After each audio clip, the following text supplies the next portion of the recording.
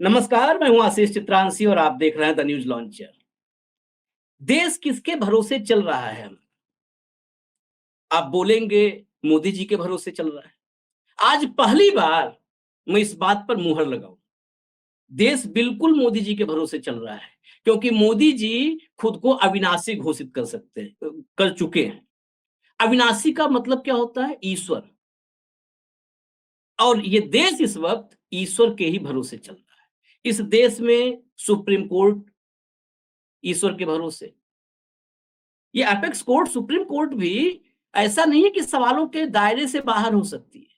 हमारे लिए तो कतई नहीं है भाई। सुप्रीम कोर्ट भगवान के भरोसे क्यों? चंद्रचूड़ साहब ने बता दिया है, चर्चा में आगे और बता देंगे। पुलिस भगवान के भरोसे है। अब जब क्राइम रिव्यू पर मीटिंग होती है तो वहां पर प्रेजेंटेशन नहीं होता है, वहां हरे रामा हरे कृष्णा होता है। और सारे पुलिस के बड़े बड़े अफसर, पूरा सूबा जिनके भरोसे, करोड़ों लोग जिनके भरोसे अपने घर में बैठे हैं कि हाँ हमारी जिंदगी सुरक्षित रहेगी, वो तालियां बजा बजा करके मग्न होते हैं भजन में। तो ईश्वर के भरोसे पुलिस, ईश्वर के भरोसे देश, ईश्वर के भरोसे न्यायपालिका। पुलिस यानी कार्यपालिका, कार्यपालिका, न्यायपालिका और विधायिका, ये तीनों जब भगवान के भरोसे हो जाएं तो आप समझ लीजिए कि यह देश भगवान के भरोसे है। आपको मैं वीडियो दिखाऊंगा, खबर दिखाऊंगा, लेकिन उससे पहले जब सब कुछ भगवान के भरोसे है तो जबरिया रिटायर्ड आईपीएस अमिताभ ठाकुर साहब, उनसे बेहतर कोई होगा नहीं सिस्टम को समझाने के लिए, भगवान भरोसे सिस्टम को समझाने के लिए। हमारे साथ अमिताभ ठाकुर साहब हैं, स्वागत है सर आपका। नमस्ते मैं सर। कुछ तस्वीरें आपको दिखा दूं। खबर आई दरअसल 4-5 दिन पहले, हमारे पास वीडियो आने लगे, कई जगह से आए, लेकिन वीडियो की पुष्टि नहीं हो रही थी कि ये वीडियो आखिर है कहाँ का। ये वीडियो जहां का है वहां पर हो क्या रहा था, किस मकसद से सारे अफसर बैठे थे। लेकिन कल से ये ट्रेंड करने लगा मामला और कुछ जगहों पे लग गया।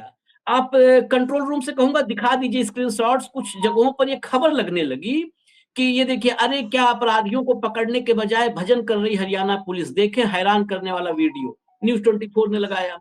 फिर लग गया भड़ास पे, पुलिस की क्राइम रिव्यू मीटिंग में राम भजन होने लगा, देखे वीडियो। अब हटा दीजिए, वीडियो भी दिखाई देते हैं सर आपको, जरा वीडियो दिखाइए और हल्का सा ऑडियो भी उसमें खोल के रखिएगा, कंट्रोल रूम ऑडियो भी खोल के रखिएगा। अब सुनिए यहाँ से, और आप भी ताली बजाइए। ताली तो हम 2014 से बजा रहे हैं, लेकिन अब पूरी तन्मयता से बजाइए, पूरी तल्लीनता से बजाइए। सुनिए आप, क्योंकि आप जिनके भरोसे बैठे हैं वो भी ताली बजा रहे हैं। आप लोग जिनके भरोसे बैठे हैं, आप गौर से देखिएगा, ये सब पुलिस विभाग के बड़े बड़े अफसर हैं। अमिताभ सर अगर गुस्ताखी न माने तो भाई पुलिस अफसर रहे, हो सकता है मैं पुलिस अफसरों के बारे में टिप्पणी कर रहा हूं तो अमिताभ सर थोड़ा सा नाराज हूं, लेकिन फिर भी मैं कहूंगा कि अब ताली बजाने का वक्त आ गया है, पूरा देश ताली बजाए। वैसे भी काफी वक्त से ताली बजा रहे हैं। देखिए पुलिस के बड़े बड़े अफसर हैं, इन्हीं के भरोसे देश चल रहा है। कानून व्यवस्था की दुहाई देते हैं। उत्तर प्रदेश में तो जब कानून व्यवस्था की बात आती है तो कहा जाता है कि सब या तो प्रदेश की सीमा छोड़ चुके हैं या पाताल में जा चुके हैं। खैर वो पाताल का रास्ता अभी हमको नहीं चल पाया है, नहीं तो वहां भी एक बार रियलिटी चेक कर लेते हम लोग। खैर, वीडियो आपने देख लिया है सर, आपने ट्रेनिंग ली, शपथ ली और जबरिया रिटायर किए गए, सारा सिस्टम आपका देखा हुआ है। कभी ऐसा स्वर्णिम युग कभी आपने देखा था जब बिना किसी प्रेजेंटेशन, मेहनत, तर्क की बात किए हुए आराम से घंटा बजा रहे, कुछ लोग ताली बजा रहे हैं और क्राइम रिव्यू मीटिंग हो रही है? कभी आपको ऐसा अनुभव रहा या कभी उम्मीद रही कि ऐसा भी स्वर्ण युग आएगा, अमृतकाल आएगा? देखिए, मैं समझता हूं कि निश्चित रूप से जिन स्थितियों का आप जिक्र कर रहे हैं उनकी हम लोगों ने परिकल्पना नहीं की थी। हमारे देश में जो जिनको अब तो मैं समझता हूं कि भारतीय जनता पार्टी ने खास करके जिनको गाली देना एक फैशन बना लिया है, जवाहरलाल नेहरू, तो मौजूदा मुख्यमंत्री जो है यूपी के आदित्यनाथ जी, उनकी कृपा से जब मैं जेल गया तो मैंने उस जेल में उनके द्वारा लिखी गई पुस्तक पढ़ी। तमाम जेल में गए लोग पढ़ते हैं, लिखते हैं उसमें, और मुझे लगा कि उस समय तो स्वतंत्रता से पहले का था, स्वतंत्रता के बाद जो उन्होंने जो किया हमेशा उसमें भी और बाद में भी उन्होंने मॉडर्न आउटलुक की बात कही, मॉडर्न टेम्पल्स की बात कही, और उनमें अच्छाइयां हो बुराइयां हो सब में होती हैं, लेकिन हमेशा उन्होंने एक मॉडर्न आउटलुक, देश को एक मॉडर्न परिवेश में ले जाना है, इसकी बात कही। हम लोग जब युवा थे, हम और आप, तो हम लोग मोहम्मद कमाल पाशा साहब की बात कहते थे, सुनते थे, उनको मानते थे। और मैं परसों एक इंटरव्यू देख रहा था मार्कंडेय काटजू जी का, इत्तेफाक की बात है कि उन्होंने भी पाशा साहब की बात कही और कई चीज और भी कही। हम तो उस मॉडर्न आउटलुक के ख्यालात के लिए आज भी उसी को मानते हैं। हमें मानते हैं कि हमारे देश को उस मॉडर्न आउटलुक की तरफ जाना चाहिए था, लेकिन इस देश में जिस आदमी को किसी भी प्रकार से सत्ता चाहिए, लोगों को अब एक शब्द होता है 3 अक्षर का है, वो गाली के रूप में भी प्रयुक्त होता है, तो वो जो बनाना है उस तरह से तो वो बनाइए और जो है मजे लीजिए।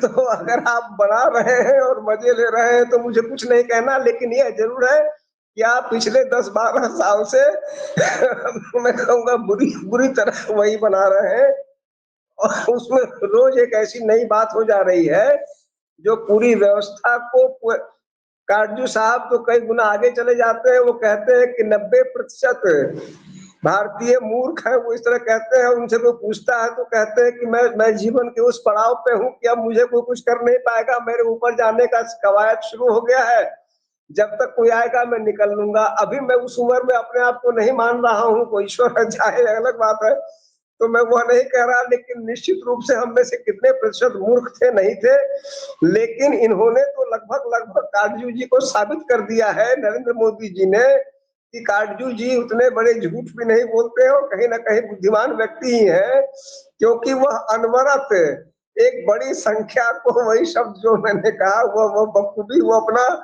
मतलब लोग बनते जा रहे हैं। और अब ये घंटा घड़ियाल आपने हमने, मुझे याद है कि हम लोग तो घंटी भी, हमारे कई साथी और पढ़े लिखे साथी और सब IIT, IIM, IAS, IPS, जज और सब लोग जब कोरोना चल रहा था तो उन्होंने जो महानुभाव ने जो एक आइडिया लाया था, क्या था उसमें, क्या पीटना और क्या पीटना थाली और एक कुछ और था, और उनके भक्तों ने उसको राष्ट्र, चूंकि भक्तों की एक क्वालिटी यह है कि इतना अच्छा रैशनलाइज कर देते हैं किसी भी चीज को। कई बार तो मुझे लगता है कि इस देश में कालिदास और उनकी पत्नी की जो कहानी बताई गई है वह यूं ही नहीं बताई गई है कि जब, और वो मूर्ख भी बेचारी बनी थी इसी में कि उन्होंने समझा कि कालिदास भी उनकी तरह ही विद्वान है। तो यहाँ तो ऊपर वाले एक कहते हैं, दूसरे वाला ऐसे कहता है और वो समझ लेता है कि देखिए उसने तो है जो है कहा ब्रह्म की बात हो रही है और एक आत्मवाद और द्वित्ववाद की बात हो रही है। तो अब तो हमारा देश दुर्भाग्य से, जो नेहरू जी कहाँ ले जाना चाह रहे थे, अब हम ताली और थाली का देश जो है बन चुके हैं। यह सब उसी के प्रपंच है, उसी के तरीके हैं, उसी का एक नया, हर रोज every day is a new day, every day we have something new to look at. अब ये नई बात जो आपने बताई, जो घंटा घड़ियाल अब कुछ दिन बाद आदेश हो जाएगा, न जाने क्या आदेश हो जाएगा, मैं समझता हूँ कुछ भी आदेश हो जाएगा। बस मैं यही जानता हूँ कि अब कुछ भी आदेश हो सकता है। नहीं, बिल्कुल कुछ भी हो सकता है। अभी कुछ दिन पहले आया था कि हाँ सरकारी कर्मचारी जा सकते हैं अब संघ की शाखाओं में। ये नहीं आया है कि अनिवार्य है, लेकिन जा सकते हैं। अभी पहला रास्ता खोल दिया गया, पहला रास्ता खोला गया। आपने बड़ी दुरुस्त बात कही। काटजू साहब जो कहते हैं, मैं कई बार कहता हूं और दर्शकों की नाराजगी की कीमत पे दुस्साहस करता हूं, थोड़ा है आदत खराब मेरी। ये मैं इससे 100% सहमत हूं। आप तो थोड़ा सा कहे कि नहीं भी हमारी उम्र है, लेकिन क्या पता हमारी उम्र क्या है, कितनी बची है, हमें पता नहीं है। इसलिए जो कहना है आज कह दे, आज जो कहना है कह दे। कम से कम ये तो ना रहे कि आखिरी वक्त में कि यार मन में था वो 30 है, कह नहीं पाए। जो मन में वो कही डालना है, ये बिल्कुल सही बात हकीकत है। है। काटजू साहब ने जो कहा वो सच है। मैं कई बार इस बात को कहता हूँ, हमारा देश तो वो है कि 90% जो कहे आप 3 अक्षर वाला शब्द, 90% ऐसे हैं कि जो बनते हैं और बन के ताली बजाते हैं, बन के ताली भी बजाते हैं खुद। ऐसा बहुत कम होता है, ऐसा जी, समाज बड़े मुश्किल से मिलता है जो अपनी ही तबाही पर जश्न मनाए। अपनी तबाही जी, पर जी, जश्न जी। मनाने वाला समाज बहुत कम होता है। खैर, हमें गर्व है कि हम उस समाज के हिस्सा हैं। गर्व ही कर सकते हैं, और क्या जी। करना है? इस समय तो गर्व ही करना हाँ, हाँ, पड़ेगा। वही वही वही स्वास्थ्य हित में वही ठीक। हाँ। तो लेकिन एक बात ये बड़ा ये आश्चर्य उसमें है कि 2 दिन से मामला चल रहा है, पुलिस का इस पर कोई पुलिस की तरफ से सफाई भी अब तक नहीं आई है। हरियाणा पुलिस, हम उम्मीद कर रहे थे कि हरियाणा पुलिस ये कोई एक पन्ने का सफाई जारी कर देती, 2 लाइन का कर देती कि हम रिहैब कर रहे थे। भाई, रिहैब की भी जरूरत पड़ती है, रिहैब कर रहे थे। या तीसरी बार हैट्रिक लगा हरियाणा में, उस सदमे से उबरने की कोशिश कर रहे थे ये लोग, क्योंकि 5 साल फिर उस सरकार के अधीन काम करना पड़ेगा। तो ये बोल देते कि भाई हमको सदमा लगा था, उस सदमा से उबरने की कोशिश कर रहे थे। कुछ तो स्पष्टीकरण आता, या अब सब बही खाता बंद हो चुका है? अब इस देश को देखिए, जवाब की मैं जरूरत सर नहीं है। ना? हुँ, मैं इस पे आपने मैं समझता हूँ कि आपने मजाक-मजाक में एक बहुत ही गंभीर बात सामने रख दी है और मैं इसमें मायावती जी का नाम लेना चाहूँगा।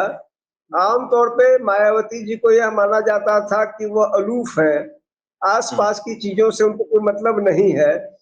लेकिन वह बहुत इस मामले में सेंसिटिव थी। मैं देखता था उनकी जहाँ तक उत्तर प्रदेश का उनका बागडोर था, कहीं की कोई महत्वपूर्ण बात आएगी, वह प्रतिक्रिया देती थी।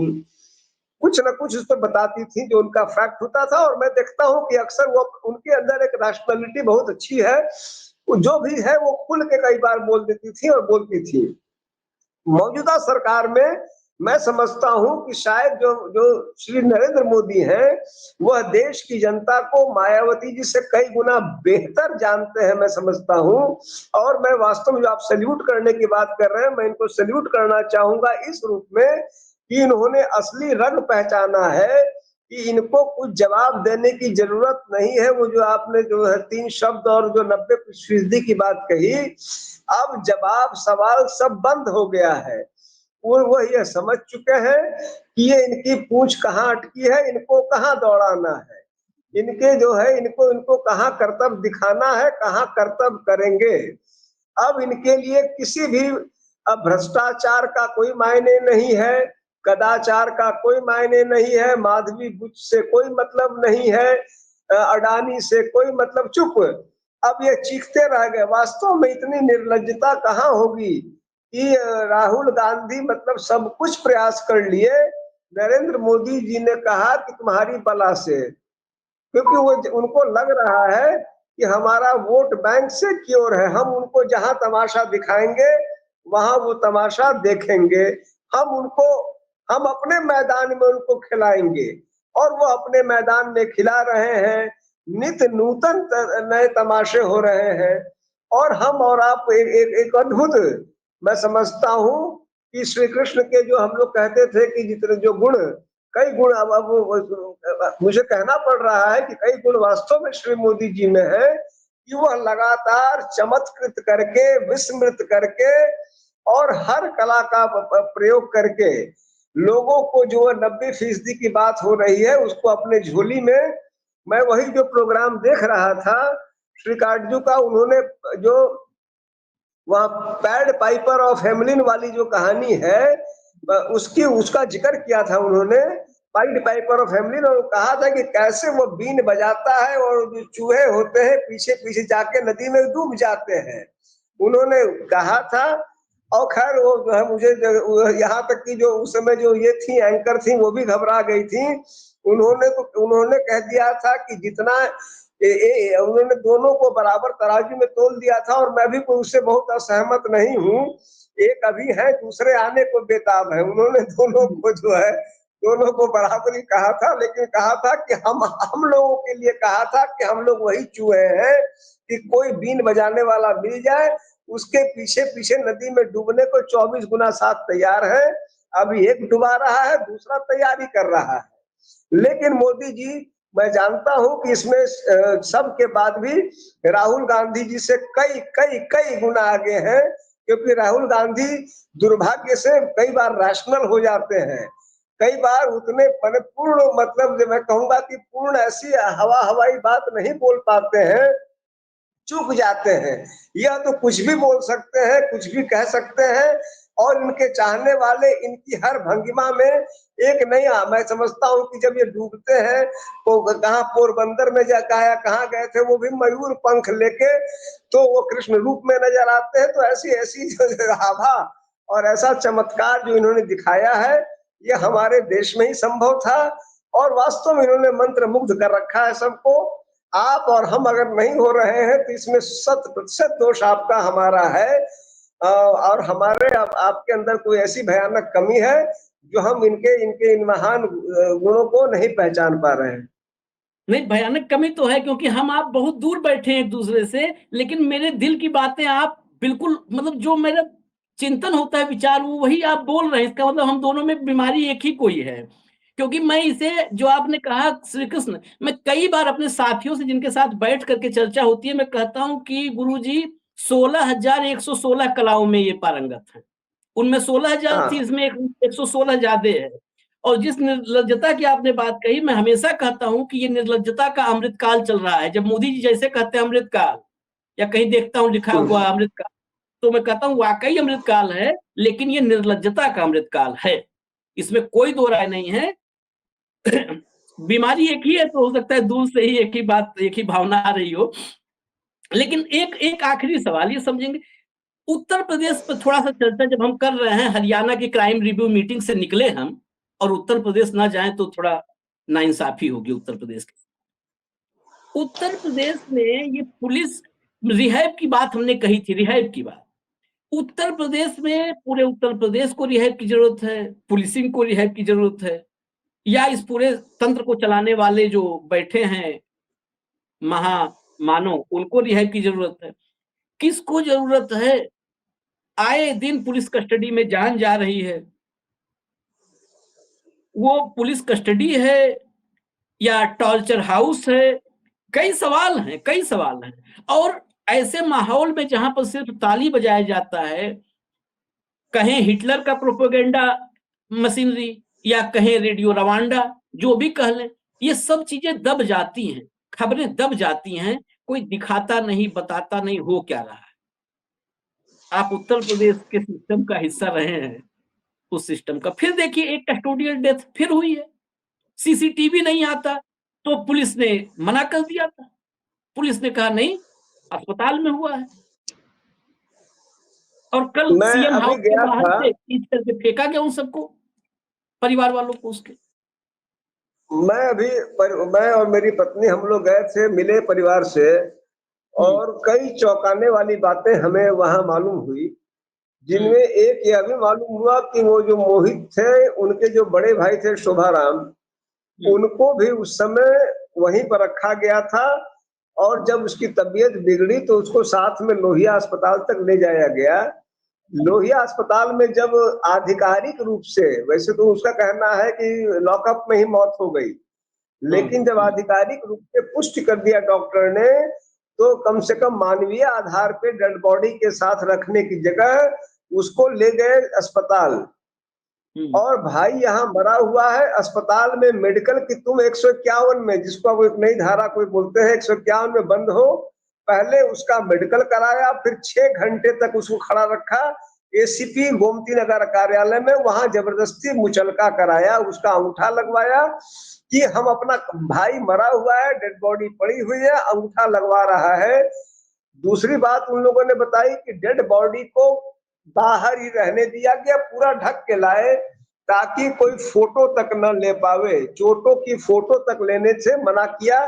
वहीं एक लड़का था, मुझे उसने बताया कि जबरदस्ती जब संस्कार हो रहा था तो जबरदस्ती हाथ खींच के हाथ के चोट का एक फोटो वो ले पाया। मैं यह दो उदाहरण बता रहा हूं कि जो जो दानवता इस समय उत्तर प्रदेश पुलिस में चल रही है, उसके ये दो उदाहरण है कि मृत भाई के सामने एक भाई को जबरदस्ती फर्जी एक लिखा पढ़ी में फंसाए हुए हो, शरीर का तुम फोटोग्राफ नहीं लेने दे, शरीर अंदर नहीं जाने दे रहे हो, ऐसा परिवार का कहना है। तो और इसका कारण है कि श्री आदित्यनाथ, जो आपने एक शब्द कहा कि हाँ हर आदमी महामानव बना घूम रहा है, ईश्वर बना घूम रहा है, और उसकी आड़ में एक एक एक बहुत ही विकृत दानवता चल रही है। पुलिस, आप जानते हैं, आप भी बहुत अच्छी तरह जानते हैं, एक ऐसी एजेंसी है कि जिसको निश्चित रूप से बहुत ही कड़े लगाम की जरूरत है। आपने उसके माध्यम से अपने सारे गुनाह कराए, अपने निजी शत्रुओं को, और मैं इसको निजी शत्रु ही कहूंगा, मुख्तार को, अतीक को आपने ठिकाने लगाया। पुलिस ऐसी संस्था नहीं है जो बिना कोई मोल लिए कोई काम करेगी, और उसने पूरी कीमत वसूली है मौजूदा सरकार से, श्री आदित्यनाथ से, और जितने गुनाह इस दौरान हुए, जितनी अवैध वसूली इस दौरान हुई है, वह मैं समझता हूं कि उत्तर प्रदेश के इतिहास में अकेली होगी। ये अलग बात है कि वही जो घुट्टी ये पिलाया जा रहा है, लोग पिए हुए हैं, लेकिन हर आदमी इस बात को निश्चित रूप से जान रहा है कि उत्तर प्रदेश में एक शुद्ध पुलिसिया तांडव राज है। दरअसल इतना डीपली इंजेक्ट कर दिया गया है, जो आपने कहा ना घुट्टी को, असल बीमारी वही है। चलते हैं, बहुत सारी ऐसी जब बातें होती हैं तो भीतर से कई बार बड़ा मायूसी सा होता है। मेरे निजी आज एक निजी कुछ संबंधों में एक जानकारी मुझे मिली, मैं चलते-चलते शेयर कर देता हूँ, और जिन लोगों के बारे में वो न सुने एपिसोड तो अच्छा होगा, नहीं तो कहेंगे कि ये पब्लिकली वो बातें भी बोल देते हैं। मेरे जानने वालों में एक किसी शख्स को डेंगू हो गया। अभी डेंगू लखनऊ में खूब हो रहा है, सर आप तो लखनऊ में हैं। डेंगू हो गया, पत्नी 3-4 दिन से बकरी का दूध, लोग कहते हैं लाभप्रद होता है, तो बकरी का दूध ला रही थी और पति को पिलाती थी। 3-4 दिन बाद जब पत्नी की सेहत थोड़ी-सी दुरुस्त हुई, मन हुआ कि चलो बिस्तर से उठते हैं, तो पति ने कहा पत्नी से कि मैं भी चलता हूँ, आज दूध लाती हो जहाँ से, मैं भी चलता हूँ, थोड़ा टहल भी लूँगा। पत्नी ने कहा कि चलो। जब पहुँचे तो बकरी जिसके यहाँ से दूध ला रही थी पत्नी, पत्नी की सोचिए कि कितना पति के लिए फ़िक्रमंद थी। दूध ला रही थी, वो मुसलमान था। पति वहीं से कहा, चलो तुमने तो 3 दिन ये क्या कर दिया? मुसलमान के बकरी दूध पिला दिया हमें। ये ऐसी सच्ची मेरे निजी मतलब संबंधों में जानने वाले लोगों के बीच की बात है। मैं सुन के मेरा सुबह-सुबह पहला मतलब जो होता है ना शौक, सुबह का शौक आज ये मिला कि 3 दिन मतलब तुमने ये क्या किया? 3 दिन मुझे मुसलमान की बकरी दूध पिला दिया। तो बिल्कुल वाक़ई सही कहा। आखिर ये कहानी इसलिए सुनाया हूँ कि कुछ नहीं हो सकता। अब वाक़ई भगवान ही मालिक है, अगर भगवान है, तो फिर भगवान ही मालिक है, जो कुछ हो रहा है सही हो रहा है। मैं एक बात और भी कहता हूँ, अपने जो भी थोड़ा बहुत मैंने कम पढ़े लिखे हैं, उतना वो सब डिग्रियाँ हमारे पास नहीं है, जिन डिग्रियों को लेकर के मुकदमेबाजी हो रही है, वो डिग्री हम लोग के पास नहीं है, थोड़ा कम पढ़े लिखे।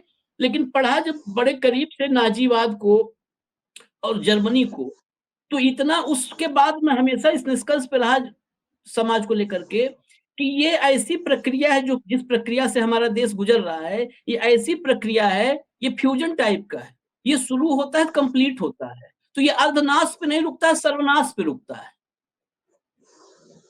हम लोग कोशिश कर रहे हैं। अमिताभ ठाकुर साहब जैसे कुछ लोग हैं जिनमें जुनून है। हम लोग जैसे कुछ हैं ऐसे भिड़े पड़े हैं। तो कोशिश कर रहे हैं कि अर्धनाश पे रुक जाए, इस फ्यूजन को रोक दिया जाए। लेकिन ये रुकने वाला लगता है, कई बार जब ये देखते हैं कि बकरी मुसलमान की है, तो लगता है नहीं रुकेगा। क्योंकि अब ये बहुत तेज़ी से विखंडन की प्रक्रिया बहुत तेज़ी से हो रही है। ये मैं रुकने की आपको उम्मीद बिल्कुल कम है। बहुत बड़ी बात, उम्मीद यही बिल्कुल सही करेंगे कहा। चलते-चलते, सर बैठे हैं, उम्मीद यही करेंगे कि रुक जाए कोई दैवीय कृपा से ही। मैंने कहा ना, अगर भगवान है तो भगवान ही के भरोसे अब है ये देश, तो दैवीय कृपा से ही अगर ये सर्वनाश अर्धनाश पे रुक जाए तो बड़ा अच्छा होगा। क्योंकि आज जब हम ये बोलते हैं तो बहुत सारे लोग घरों में बैठ के गालियां देते हैं, राष्ट्रद्रोही, पागल। इसको समझ में नहीं आ रहा है कि देश का विकास कैसे हो रहा है। ये मुझे पता है कि लोग बोलते हैं, ये पागल है, इसे समझ में नहीं आ रहा है देश कहाँ कितनी तेजी से आगे जा रहा है। पूरा देश इस समय डंका बज रहा है, मोदी जी जहां खड़े होते हैं वहीं डंका बजता है। पूरे दुनिया में डंका बज रहा है। ऐसा दौर कभी नहीं था, क्योंकि कभी दौर पढ़ा ही नहीं। व्हाट्सएप यूनिवर्सिटी में पढ़ाई होती है, जब दौर पढ़ेंगे तब तो जानेंगे दौर क्या था। मैं कई बार कहता हूँ सर, आखिर में चलते चलते थोड़ी बातें हो जा रही हैं, कई बार कहता हूँ लोग मेरे पास, सर अब मैं चर्चा में आया तो 1 मिनट आपका लूंगा, मैं कुछ चीजें सुनाना चाहता हूँ, किसी पे फर्क पड़ेगा तो ठीक है। एंकर्स आते हैं इंटरव्यू के लिए, तो मैं एंकर्स को खाली, अगर जैसे इंटरव्यू के लिए आते हैं, पूछ लेता हूँ, कईयों के साथ ही, दसियों के साथ हो चुका कि अच्छा बताओ देश को आज कहाँ देखते हो तुम लोग, कोई भी है, देश को कहाँ देख रही हो तुम, लड़की एंकर है, लड़का है, तो कहाँ देख रहे हो? कहते हैं सर कभी नहीं रहा ऐसा, डंका बज रहा है पूरी दुनिया में। हम कहे कैसे? तो मुझे लगता है कि वो जो कैमरे पे अंधभक्त आते हैं और एंकर्स में कोई फर्क नहीं बचा। मैं कैसे? कहे सर दिख रहा है। मैं कहा कहाँ दिख रहा है? उस दृष्टि से मुझे भी, एक मान लो एक थोड़ा मूर्ख आदमी को उसी दृष्टि से दिखाओ, मैं तुम्हारी दृष्टि से देखना चाहता हूँ भारत। तो कहते सर दिख रहा है, चारों तरफ दिख रहा है। मैं कहा बताओ, 2 पॉइंट बताओ, 3 बताओ, कुछ तो बताओ कि लॉजिक, तथ्य, फैक्ट। सर फैक्ट क्या है, दिख रहा है, मतलब वही बस दिख रहा है। तो करते करते आखिर में बहुत होगा तो अमेरिका जाते हैं सर, वहां पे राष्ट्रपति मिलते हैं। हम कहे हमारे देश का प्रधानमंत्री जाएगा तो चपरासी थोड़ा मिलेगा जी, कि पहले हमारे प्रधानमंत्री जाता था तो अमेरिका में चपरासी मिलता था, व्हाइट हाउस का पियून स्वागत करता था, तब भी वहां का व्हाइट हाउस का राष्ट्रपति ही करता था। पता है तुम लोगों को? और इस देश की ताकत, इस देश का प्रधानमंत्री कोई भी हो जाए, इस देश की ताकत, इस देश की 142 करोड़ की मार्केट है। ये मार्केट है कि ये मार्केट, इसका प्रधानमंत्री जहां भी जाएगा खड़ा होगा, सामने वाला आएगा। और मैंने फिर कई बार कहा, आज फिर कह रहा हूं, कई बार कहा, लोग 2014 के बाद ही देश जाने, इस देश को जाइए देखिए। 1900 शायद 1987 गूगल सर्च करिएगा, मिल जाएगी फोटो 1987 की, शायद फोटोग्राफ होगी, 87 या 86, 87 की। राजीव गांधी अमेरिका गए और जब व्हाइट हाउस से निकले तो छतरी लेकर के अमेरिका के राष्ट्रपति छतरी पकड़े हुए थे और राजीव गांधी छतरी के नीचे थे और कार में बिठाया। आज की तारीख में ऐसी फोटो आ जाए तो पागल हो तो जाए। पागल, लिटरली आपने जो शब्द कहा पागल, कईयों को मानसिक जो है उसकी जरूरत पड़ेगी, पागल हो जाएंगे लोग। अपने घर में दरवाजा बंद करके, कुंडी बंद करके ताली बजाएंगे कि हम कहाँ पहुंच गए। और कहीं तो सड़क पे भी, कई सड़क पे, कभी हेनरी किसिंजर की बुक पढ़ ले। हेनरी किसिंजर भारत में नहीं काम करते थे, अमेरिका के विदेश मंत्री थे। हेनरी किसिंजर ने अपनी किताब में लिखा है कि इस देश की प्रधानमंत्री इंदिरा गांधी भारत की प्रधानमंत्री आई और व्हाइट हाउस में कैसे उसने सामना किया और क्या हालात बने निक्सन के सामने, मतलब बिल्कुल हतप्रभ निक्सन था। वो देश है, लेकिन किसे बताएं कहां सर छोड़े। मैं बस एक कहावत कह के अंत करता हूं। एक कहावत है हम लोग के यहाँ भोजपुरी में पुरान, कापे करूं सिंगार पिया मोर आन्हर रे। तो बस, तो प्रणाम। इसी के साथ इजाजत। प्रणाम सर, प्रणाम प्रणाम।